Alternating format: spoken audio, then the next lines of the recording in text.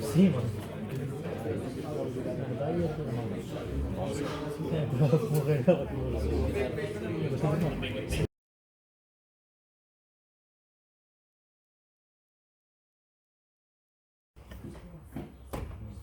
Silêncio. Muito bem, bom dia a todos. Bom dia.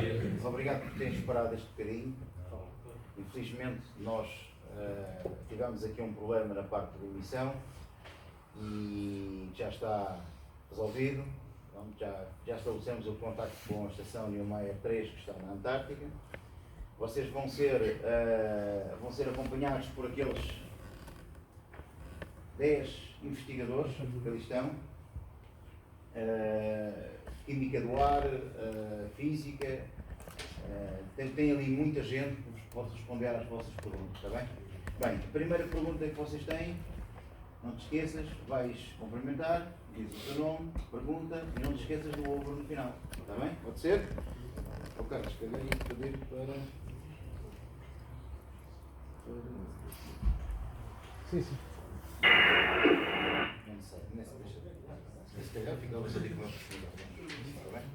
Delta Papa November, Charlie Tango 2, Ball, Oscar Yankee, your copy over? Charlie Tango 2, Golf, Oscar Yankee, here's Delta Papa 0, Golf, Victor November. Good, we can hear you clear. Okay, Roger, we are starting the first question. One second. Okay. Good morning, my name is Julio. What was the most surprising result you have found regarding climate changes? Over. How would you? So, first, let me introduce myself quick. So I'm Marcus, I'm the radio operator for this whole wintering season. I'm here with two of my colleagues. They will introduce themselves in a few seconds. So, as to your question, what was the most surprising result we found? Actually, that the climate change here at the ATEC where Neumayer Station III is based is not that present as it is on the Antarctic Peninsula. So there we will see a real high change in temperature and a lot of changes in the weather situation over the year. But here, where Neumayer Station III is based, we see only very small changes that cannot really be related to a real climate change, or even not now.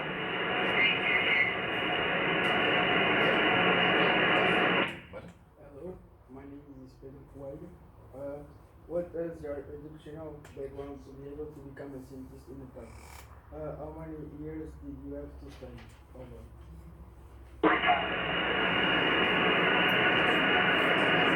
Hi, I'm Felix. I also introduced myself first, and then after the question, I'm a geophysicist, and I'm here to operate the geophysical observatory. And to your question, I studied a bachelor in geosciences and a master in geophysics. The bachelor was 4 years, and the master 2.5 years, so in total I studied 6.5 years. As a scientist to come here, but you can also get here as an engineer or as a doctor. Hello, my name is Alan Filho. Good morning. Have you found any significant change on the ice due to climate change? Over.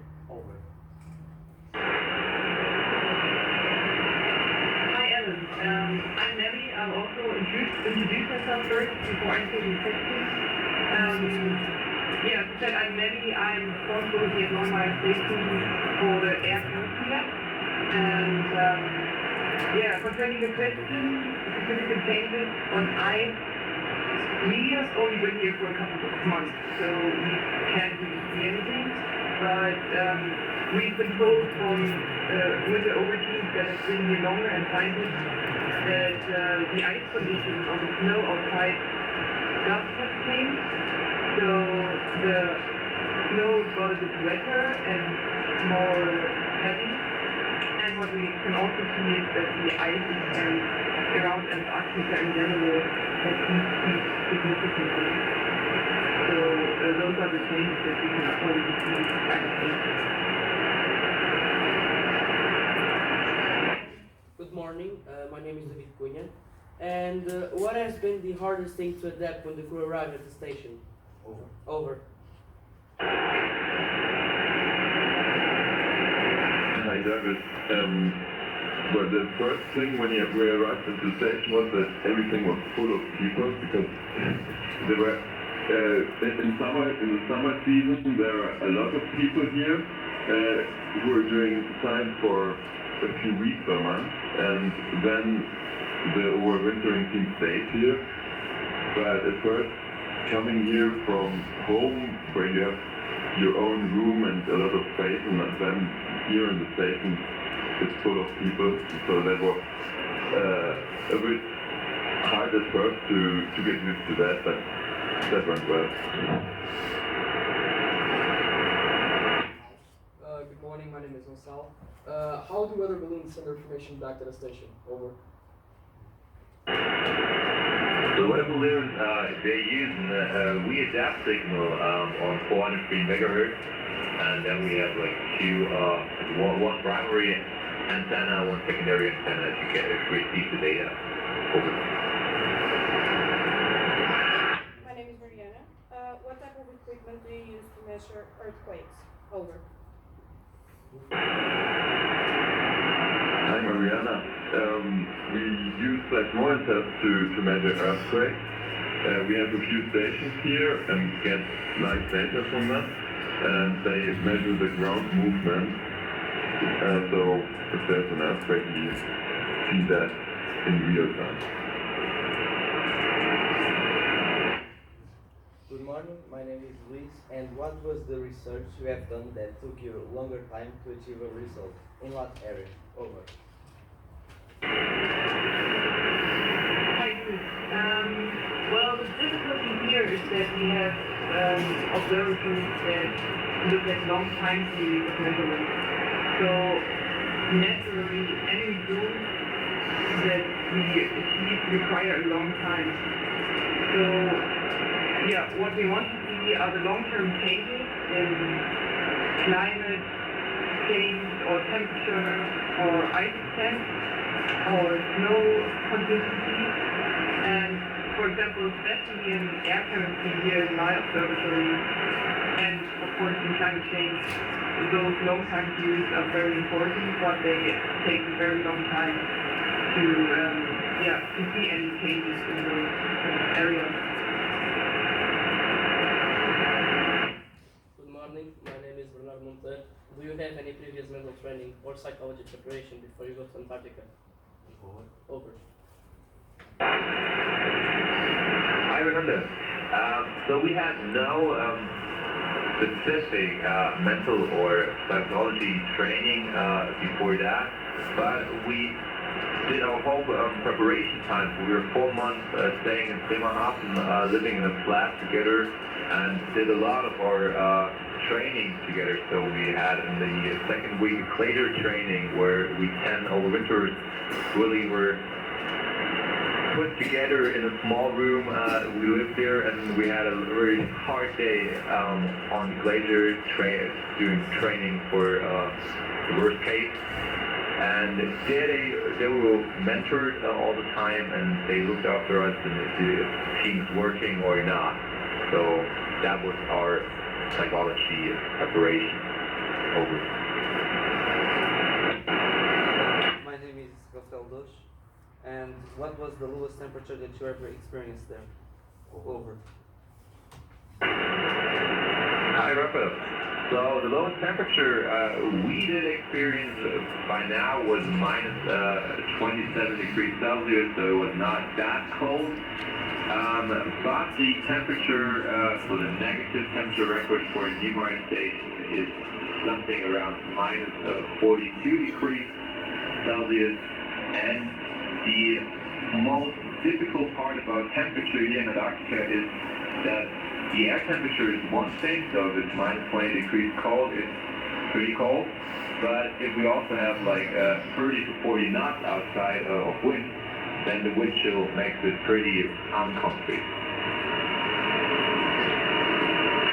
My name is Miguel Santos. Good morning. How do you feel being away from home? Over. Hi, Miguel. Yeah, of course, that is a big question for all of us. We have to feel comfortable at the station to stay isolated. And being away from home is, of course, not easy we're staying here 14 months. So it is sometimes difficult, especially when there are birthdays back home or something is wrong, there are problems. But yeah, we can always phone or exchange messages at home, and of course that makes it much better.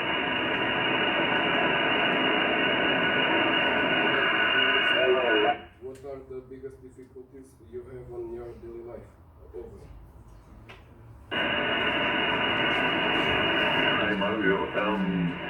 We always get new problems here every day. There's often things we didn't have before as problems, and like for example with the observatory that we don't get data from a device or a sensor doesn't work as it's supposed to work, and we don't have the same problem every day, so we have to get a solution for a new problem sometimes, and then that's difficult because we have no idea first, and then really get into it and see what we can do about that. So yeah. Hello. How often do you exercise and what type of sports do you practice?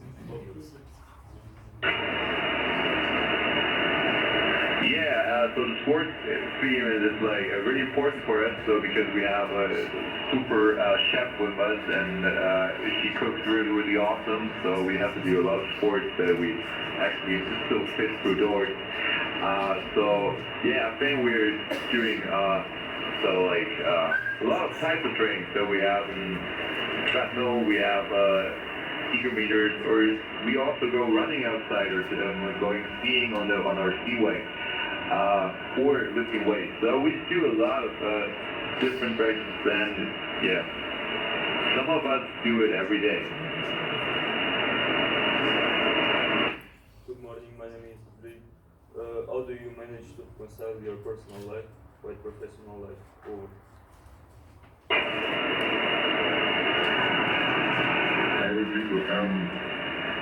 The personal life and the professional life are really mixed up here a bit, because we're living in the same place that we are working, and the office and the living room is really close to each other. So, and also, for example, if we go outside, we often combine those things. So we go out for a trip, that we have a look around, and then we also do something that is part of the work.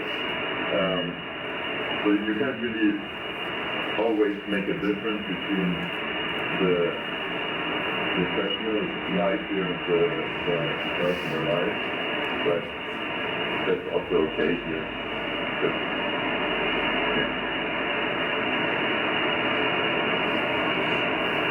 Hello, good morning. My name is Miguel Samuel. What was the best moment you ever lived there? Over. One of the best moments I have lived here was actually the first time seeing the penguin colony. So we went on the sea ice, and yeah, then we stood there and looked on hundreds or even thousands of penguins, and it was pretty awesome. So at that point, the sun was up all day, so we could be there at 11 p.m. And just stay there and watch penguins. That was pretty awesome. Hello, good morning. My name is contatarem. What electronic equipment do you use to contact your families? Over.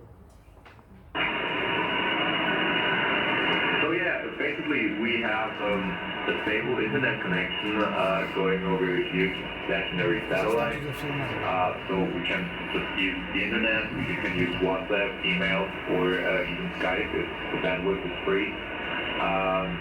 Or we can use Q100 and do actually ham radio with Germany. So sometimes I also do that. Yeah, and if everything fails, we still have a lot of iridium connections to stay in touch with our shore site. Good morning. My name is Dario, and what kind of equipment do you use for the air quality research? Over. Hi, Dario. Well, we have lots of different equipment to measure the air quality and the atmosphere. We do have passive and active instruments to measure the ambient air and atmosphere. For example, at ground level, we have multiple particle counters that measure aerosols at different diameters. We also measure ozone and radon at ground level. We have different spectrometers, and we also have instruments for black carbon detection, and of course the standard greenhouse gases like CO2, methane, all that. Hi, my name is Gonçalo. What was your best finding regarding their quality? Over. Kind of both. Well, we have only been here for a couple of months, so our findings haven't been this big or new. And also, most of the analysis that is done to the samples is done back home in Germany. So what we do here is that we only take samples and make sure that all devices are up and running. But yeah, what I can say is that in general, the air here in Antarctica is quite isolated from the rest of the world and the sea. And this is why our instruments that we have here need to have very low detection limits that we can easily export in acquisitions from the aerosols and carbon. And from a personal point of view, what you can also notice is that the air is very dry, and you can see all the symptoms too.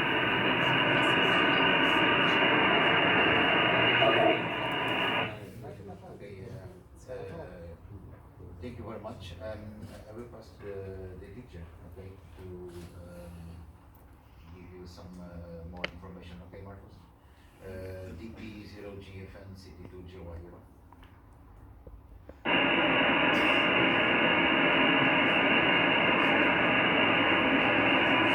Yeah, dude, thank you so much for this nice contact.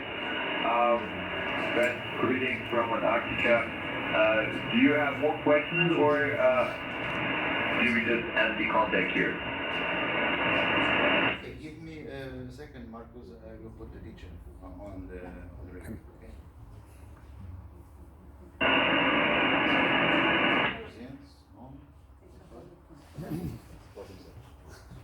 Hello, hi there. I'm also a teacher here. My name is Susanna, and it's a pleasure talking to you. I would like to know, considering the isolation and especially the cold, what is the first thing that you will do when you leave the station? Over. So when we leave the station, so the most important thing is that we're clothed really warm. So even if it's only -5 degrees like it is right now outside, but we have 40 knots. So It's very cold and uncomfy, so you really have to be packed good.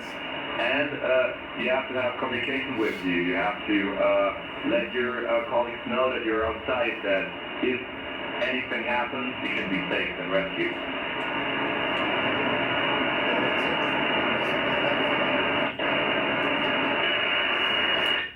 Hello, I'm Susanna too. I'm the teacher of all these students. We have a full room here.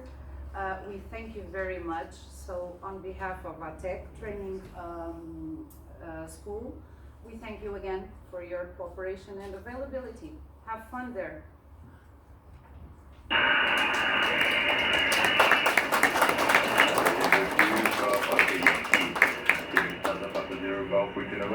Your signal is getting weaker, so we didn't copy the last question.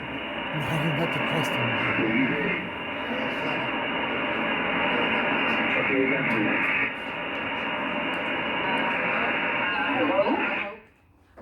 I just wanted to say thank you for all your cooperation. We have a full room of students. They're very happy to be able to talk to you. And on behalf of ATEC Training Academy, we thank you for all your availability. Have fun. Ok, copy Marco di Delta Papa Zero Golf Vita November, Charlie Tango to Golf Oscar Yankee operating the station, City 1 Radio Echo Papa, okay? 7-3, good luck, thank you very much for all, and it's my last task, okay? City 2 GOY, over it for you. Louis, could you please repeat that?